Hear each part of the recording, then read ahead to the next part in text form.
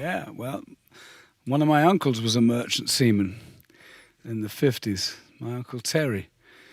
And he would bring back New Orleans records for my mother, who, after the war, when the early 50s was a teenager, or mid 50s was a teenager, and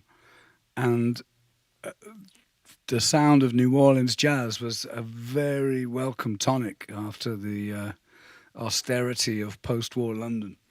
And I think for a lot of young kids coming out from the war years, still dealing with rationing and all that stuff in a bombed-out Europe, it seemed like a blaze of color in a black and white world, I think.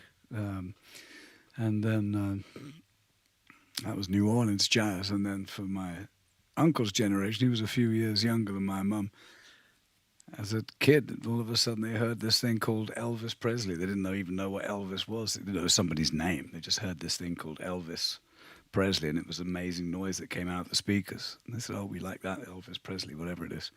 And then along came Little Richard, and so much of that stuff from that era was heavily influenced by New Orleans. I mean, there's talented musicians everywhere in the world, but for some reason, there seem to be more of them here, like there's more of them in Ireland.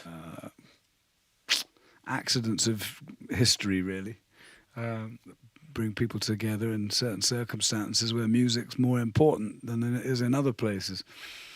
And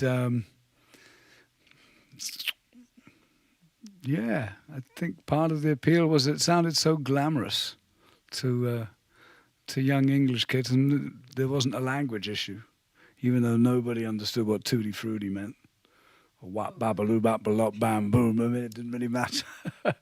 But I think it's probably easier for young English kids to imitate Black American jazz, blues, and rhythm and blues than it might have been for young German kids or French kids or Italian kids, because there wasn't any kind of language obstacle in the way.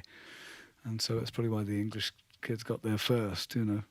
But they produced some great jazz players from the New Orleans style, like Humphrey Littleton, Chris Barber, and Ken Collier. And my neighbor across the street is Barry Martin from Essex, who's been here since the late 1950s, and part of the same generation. And yeah, so that's kind of the link, really. Yeah. He's a drummer.